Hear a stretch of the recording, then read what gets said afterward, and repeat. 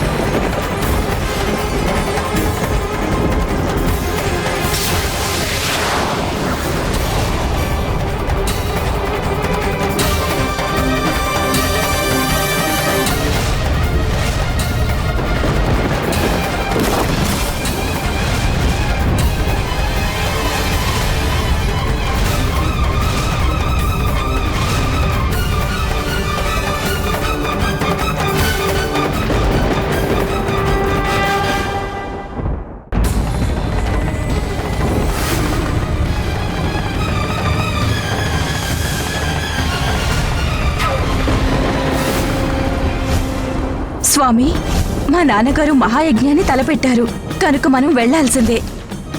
లేదు సతీ, ఆహ్వానము లేకుండా వెళ్ళడం అంటే అనర్థాలకు ఆహ్వానం పలకడమే.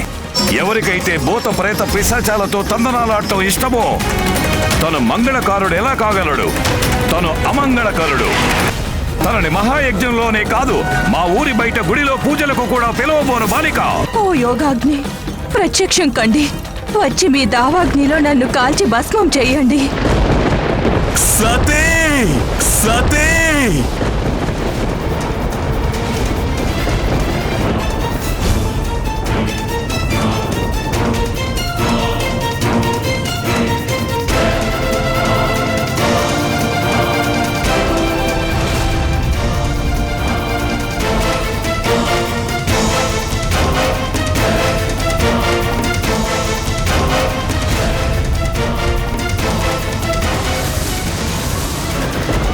సతీ,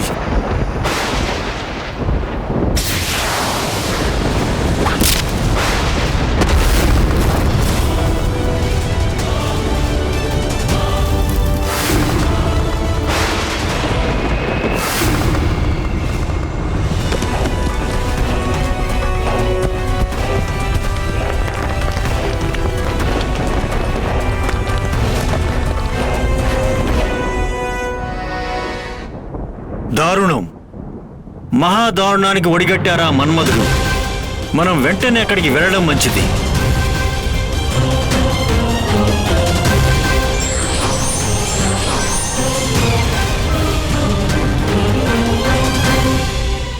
స్వామి, అక్కడి పరిస్థితులను చూస్తుంటే సర్వనాశనం తప్పదనిపిస్తుంది.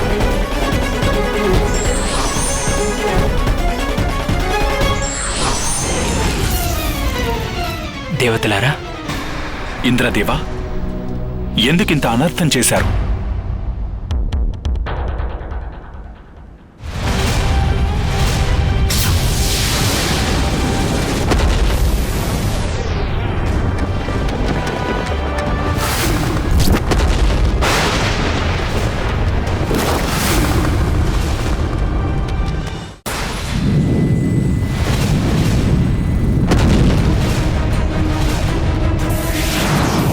నన్ను క్షమించండి మహాదేవ, విధి లేని పరిస్థితి.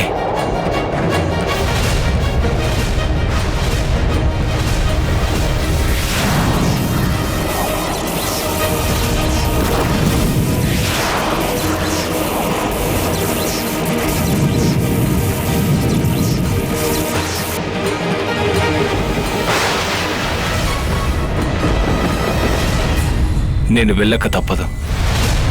స్వామి, మీరు నా నొసటన కుంకుమ పెట్టడం మర్చిపోయారు స్వామి.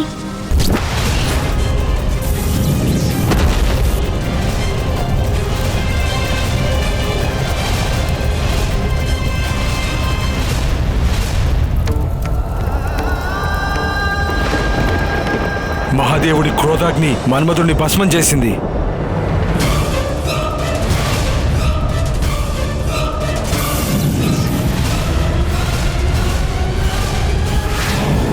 ఇప్పుడు ఆ క్రోధాగ్ని మన వైపుకి దూసుకొస్తుంది. దేవేంద్ర,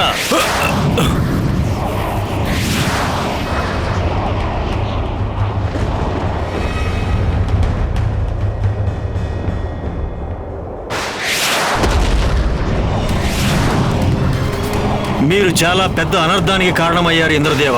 సమాధిలో ఉన్న మహాదేవుడిలో కోరికను కలిగించాల్సిన మన్మధుడి బాణమే కోరికకు బదులుగా మహాదేవుడిలో భయంకరమైన క్రోధాగ్నిని జాగృతం చేసింది. దేవేంద్ర, మహాదేవుడి 3వ కంటి నుండి వెలువడిన ఈ అగ్ని సకల సృష్టిని భస్మం చేయగలదు. సర్వనాశనం జరుగుతుంది. సర్వనాశనం.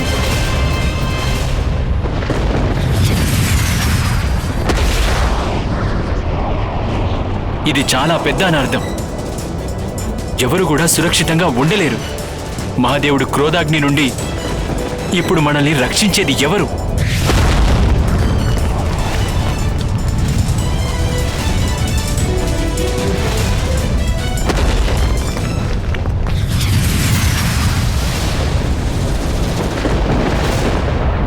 మహాదేవుని క్రోధాగ్ని సకల లోకాలపై ప్రభావం చూపిస్తుంది. దశ దిశలా విధ్వంసకరమైన అగ్ని ప్రకోపమే కనిపిస్తుంది.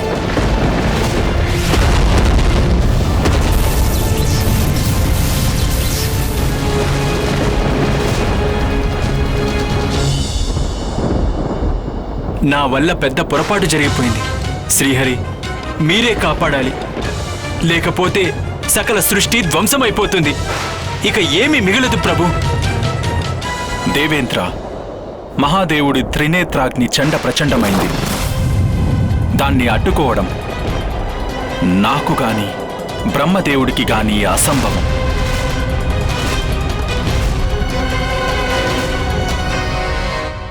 సాక్షాత్తు బ్రహ్మదేవుడు విష్ణుమూర్తి కూడా మహాదేవుడి క్రోధాగ్నిని అదుపు చేయలేకపోయారా? అవును మహారాజా. ఆ దేవాదిదేవుడు మహాదేవుడు సృష్టిలోని సకల శక్తులకు మూలం. సృష్టిలోని ప్రతి ఒక్కరి అస్తిత్వానికి తేజస్సు వారి నుంచే లభిస్తుంది. నిజానికి ఆ తేజస్సు విస్ఫోటనం చెందిన సందర్భంలో సకల లోకాలను కలిపినా కూడా అంతటి శక్తి ఉత్పన్నం కాబోదు. దానిని నిలువరించడం ఎవరికీ సాధ్యం కాని విషయం. మరి మహాదేవుడి క్రోధాగ్ని నుండి సకల లోకాలను రక్షించే ఉపాయమే లేదంటారా?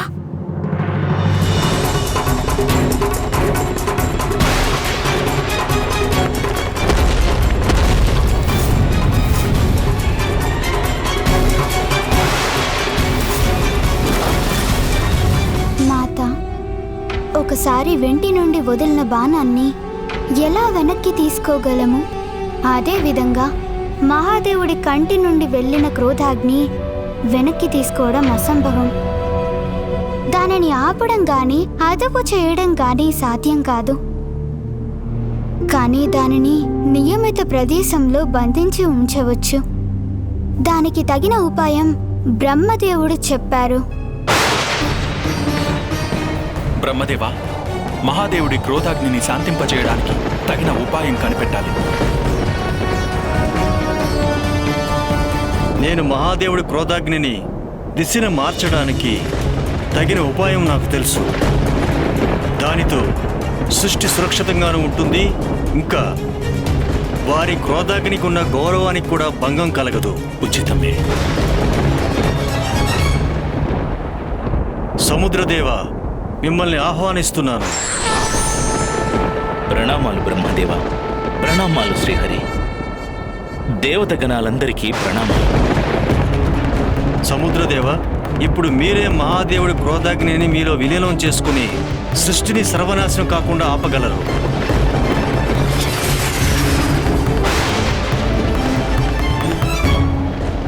బ్రహ్మదేవ, తమరు ఆదేశిస్తే నేను మహాదేవుడి క్రోధాన్ని నాలో విలీనం చేసుకోగలను. కానీ ప్రభావాన్ని అదుపు చేయగల సామర్థ్యం సముద్ర జలాలకి లేదు. బ్రహ్మదేవ, ఇందువల్ల క్రోధాగ్ని సముద్ర జలాల అడుగున శిలల మధ్య స్థిరంగా ఉంటుంది. అక్కడే ఉన్నప్పటికీ అత్యంత భయంకరంగాను ప్రళయంగానూ ఉంటుంది. సెలవు. బ్రహ్మదేవుడి ఆజ్ఞ ప్రకారం తరువాత సముద్రదేవుడు మహాదేవుడి 3వ కంటి నుండి వెలువడినటువంటి క్రోధాగ్నిని ఆవాహన చేశారు.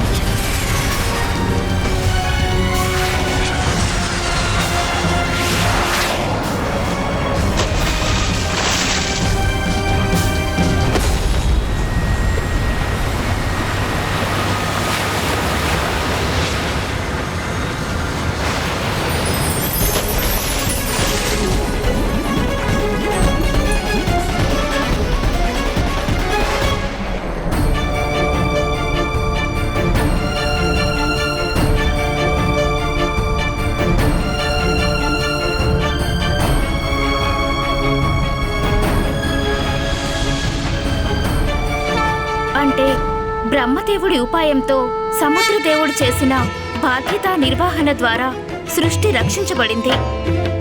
అక్కడ గుహలో మహాదేవుడు పార్వతీమాతల చూపులు పరస్పరం కలుసుకున్నాయి. అంటే ఇక అంతా శుభమే జరుగుతుందనేగా? లేదు మాత, అక్కడ ఎలాంటి శుభము జరగలేదు. ఎందుకంటే సముద్రదేవుడు మహాదేవుడి క్రోధాగ్నిని బడబానలం రూపంలో తను ఎంతో లోతుగా దాచిపెట్టారు.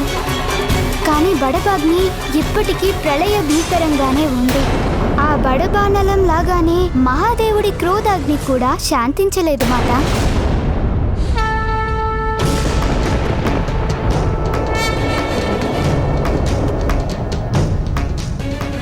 చివరికి మహాదేవుడు తన యోగముద్ర నుండి బయటికి వచ్చారు. మీతో ఒక ముఖ్యమైన విషయం చర్చించాలి ప్రభు. ప్రభు ప్రభు ప్రభు స్వామి,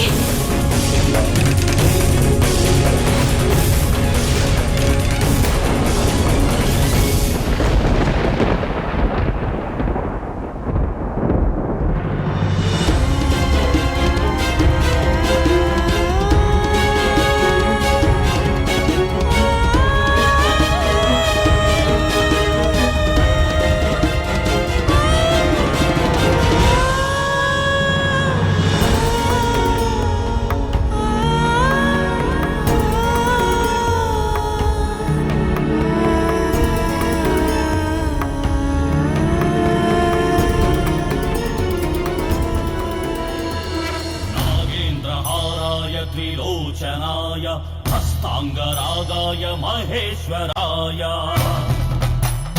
नित्याय शुद्धाय दिगंबराय तस्मै नकाराय नमः शिवाय मंदाकिनी सलिल चंदनच्युताय नंदीश्वर प्रमथनाथ महेश्वराय मंदार मुख्य बहु पुष्प सुपूजिताय तस्मै नकाराजिताय नमः शिवाय शिवाय गौरी वदनारविंद सूर्याय మహాదేవుడు ఎందుకు వెళ్ళిపోతున్నారు? వారు లోపల పార్వతీదేవిని తప్పకుండా చూసి ఉంటారు కదా. మరి ఆగ్రహంతో వెళ్ళిపోవటానికి కారణం ఏమై ఉంటుంది?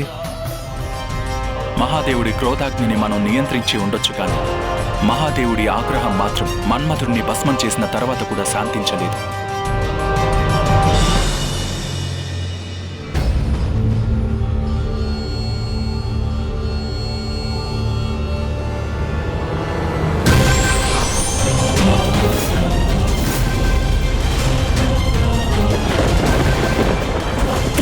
బ్రహ్మదేవా. ప్రణామాలు నాన్నగారు. నేనక్కడ ఉండబట్టలేకపోయాను. స్వామి క్షేమ సమాచారాలు తెలుసుకోవడానికి వచ్చాను. ఎక్కడున్నారు ఆయన?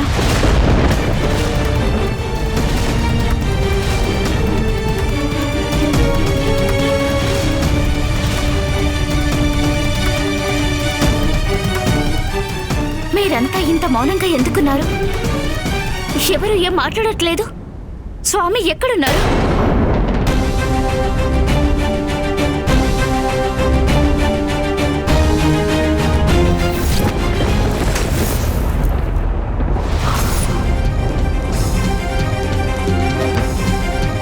నా మాట విను పుత్రి.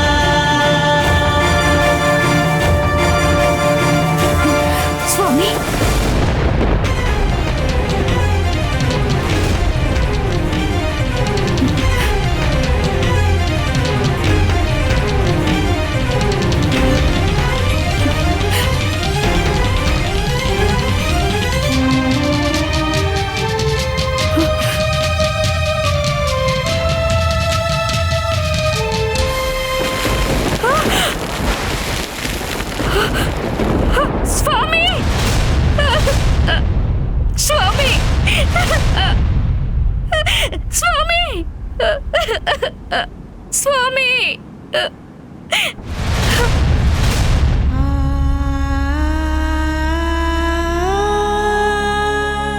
ఏ భార్య అంతరదృష్టైనా వాస్తవాన్నే ప్రతిబింబిస్తుంది.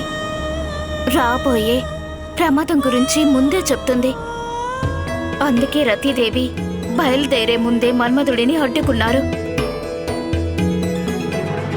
అవును మాత. ఒక భార్య, ఒక మాత, ఏ ఒక స్త్రీ అంతరదృష్టైనా వాస్తవాన్నే చూపిస్తుంది. అప్పటికే చాలా ఆలస్యమైపోయింది. ఒకవైపు మన్మథుడు మహాదేవుడిని పార్వతీదేవిని ఒకటి చేయాలనే ప్రయత్నంలో తన ప్రాణాలనే వదిలవలసి వచ్చింది. మరొక వైపు మహాదేవుడు పార్వతీ మాతను చూసినప్పటికీ మాతని పట్టించుకోకుండా అక్కడి నుండి వెళ్ళిపోయారు. ఆ గుహ ముందు భాగంలో రతీదేవి భర్త మరణాన్ని చూసి విలపిస్తున్నారు. మాతలా కాకుండా తన జీవితమే బూడిదైపోయింది. స్వామి! స్వామి! స్వామి! స్వామి! స్వామి! పుత్రి రతి, పుత్రి. స్వామి, నేను మీకు ముందుగానే చెప్పాను ఆపచక్రాలు గోచరిస్తున్నాయని. కానీ నా మాట మీరు పట్టించుకోలేదు. ఇక్కడికి వచ్చాకైనా మీరు జాగ్రత్త పడి ఉండాల్సింది. ఇప్పుడు నేనేం చెయ్యాలి స్వామి? ఇప్పుడు నేనేం చెయ్యాలి?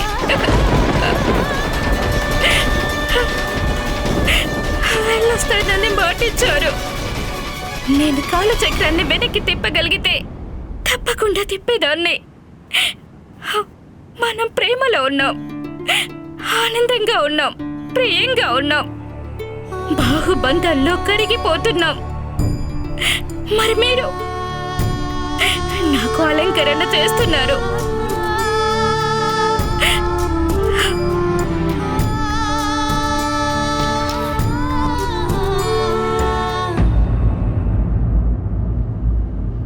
సరిగ్గా అప్పుడే వేయించేశారు దేవరాజు ఇంద్రుడు.